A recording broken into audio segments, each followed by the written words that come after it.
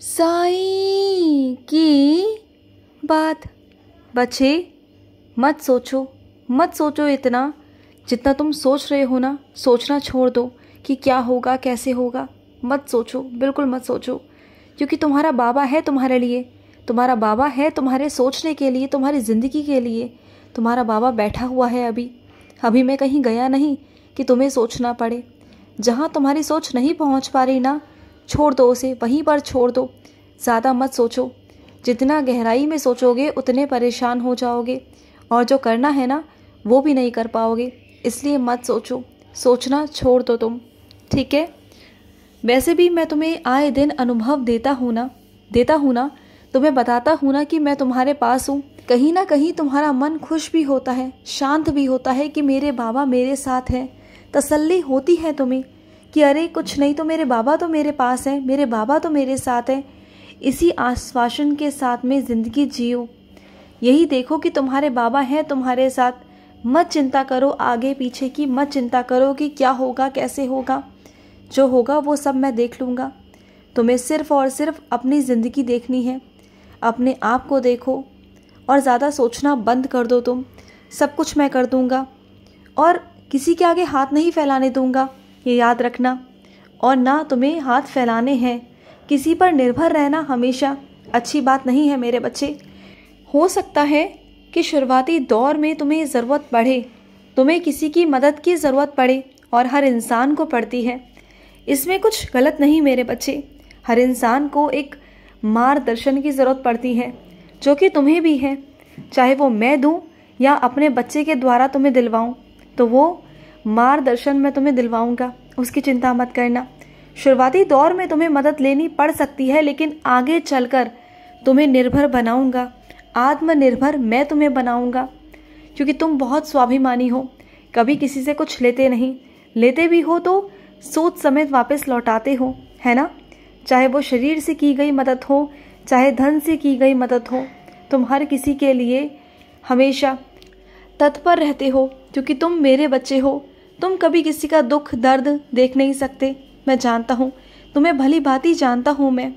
और सुनो, अगर तुम्हारे घर में जो बिजली के यंत्र हैं जो इस्तेमाल नहीं हो रहे ना, उन यंत्रों को बंद कर दो, क्योंकि बेवजह ही ना बिजली फूकती है मेरे बच्चे। बिजली का बिल ऐसे ही मत बढ़ाओ, मत करो वो चीज़ें जो चीज़ ऐसे ही बर्बाद हो रही हो। जो चीज़ें तुम बचा सकते हो घर में, उन्हें बचाने की पूरी कोशिश करो। घर में ज़्यादा पैसा है तो इसका मतलब ये तो नहीं ना कि बर्बादी हो। बर्बादी भी नहीं पसंद मुझे। तुम जानते हो ना कि तुम्हारे बाबा को बर्बादी बिल्कुल भी पसंद नहीं। अगर मैं तुम्हें देता हूँ ना, तो उसका सदुपयोग करो, उसे यूं ही बर्बाद मत जाने दो। अगर कोई ज़रूरतमंद है तो उसे दो, लेकिन यूं ही चीज़ों को बर्बाद मत करो। चाहे वो खाना हो, पानी हो या कुछ भी हो मेरे बच्चे, चाहे घर का सामान ही क्यों ना हो। अगर वो तुम्हारे इस्तेमाल का नहीं है तो किसी और को दे दो, लेकिन यूं ही बर्बाद मत करो। समझ गए ना। चीज़ों की कीमत को समझो। तुम चीज़ों की कीमत को समझोगे, इज्जत करोगे, तो चीज़ें तुम्हारी इज्जत करेंगी। समझो मेरी बात को।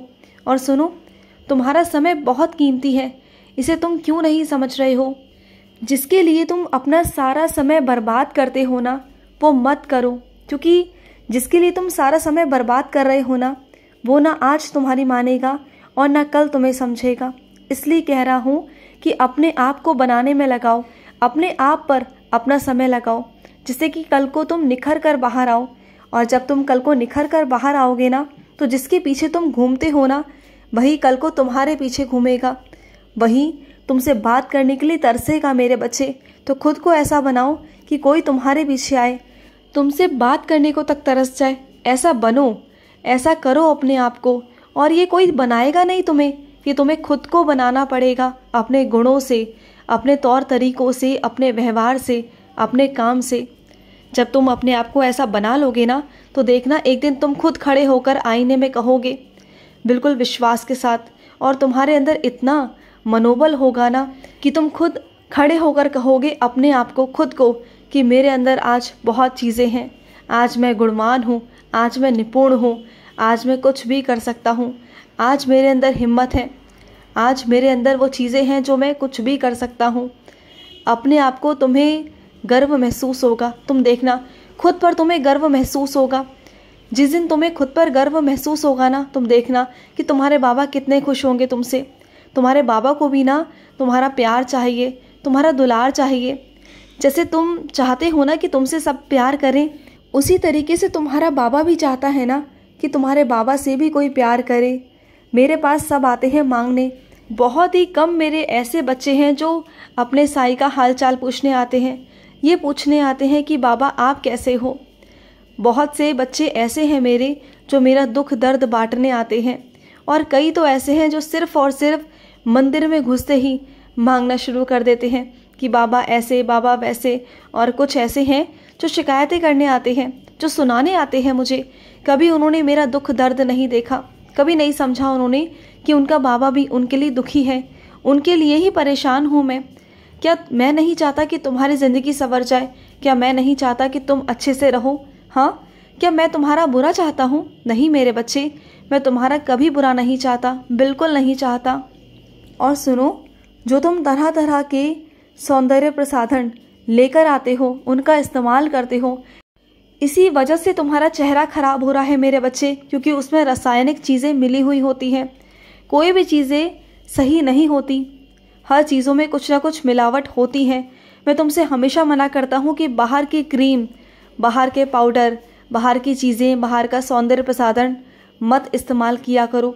जबकि तुम जानते हो कि तुम्हारी कैसी त्वचा है, किस तरीके के हो तुम।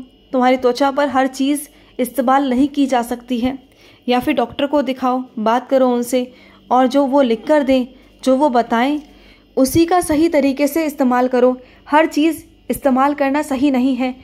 तुम जो कोई कहता है ना, उसकी बातों पर सुनकर वो चीज़ें इस्तेमाल करना शुरू कर देते हो, और यही तुम्हारी सबसे बड़ी भूल है, सबसे बड़ी गलती है। मत किया करो ये सब चीज़ें, ठीक है?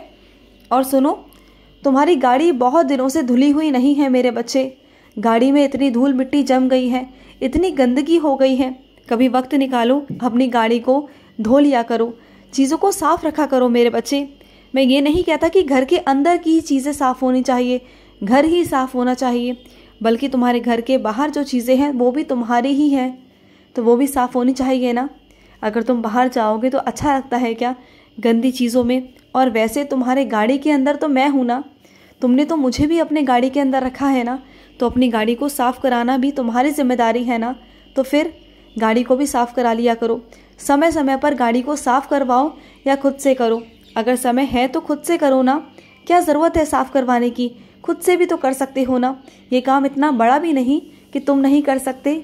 और सुनो मेरे बच्चे, तुम ना एक काम करना, तुम आज ना रात को कुछ बिस्किट खरीदना, कुछ बिस्किट लेना और सड़क पर निकल जाना। तुम्हें वहाँ पर ना बहुत सारे कुत्ते मिलेंगे, बहुत सारे कुत्ते जो भूखे होंगे, बहुत दिनों से भूखे होंगे। उन कुत्तों को, उन मेरे बच्चों को तुम बिस्किट डालकर आना, देखना वो बहुत खुश होंगे। जैसे ही तुम उनके पास जाओगे ना कुछ लेकर, देखना वो तुम्हारे इर्द गिर्द इतना घूमेंगे ना, इस तरीके से घूमेंगे, तुम्हें इतने प्यार से देखेंगे, तुम्हें आशीर्वाद देंगे। उनका आशीर्वाद लेकर आना, और वही आशीर्वाद ना तुम्हें आने वाले वक्त में किसी बड़ी मुसीबत से बचाएगा। अभी तुम्हें समझ में नहीं आएगा, लेकिन जब वो बहुत बड़ी मुसीबत तुम्हारे सर पर आएगी ना, तो वो टलकर तुम्हें छू कर चली जाएगी। बस तुम्हें कुछ नहीं करेगी, तुम्हारा नुकसान नहीं करेगी। और वो इसी वजह से होगा, जब तुम किसी को कुछ देते हो, अन्नदान करते हो ना, तो उसका फल अवश्य ही मिलता है। तुम्हें लगता है कि तुमने अन्नदान कर दिया और मैं भूल गया। नहीं, मैं कभी नहीं भूलता, और ना ही लेने वाला कभी भूलता है। तुम्हें दुआएं मिलती हैं, तुम्हें आशीर्वाद मिलता है, तुम्हें संकटों से बचाने की ताकत मिलती है, तुम्हें संकटों से बचाया जाता है मेरे बच्चे। और मैं तुम्हें इस बार के संकट से बचाना चाहता हूँ, इसलिए मैं तुम्हें ये कार्य दे रहा हूँ। आज ही इस कार्य को करना, ठीक है? मेरा ढेर सारा प्यार है तुम्हारे साथ। खुश रहो। आज का रात्रि साई संदेश समाप्त हुआ।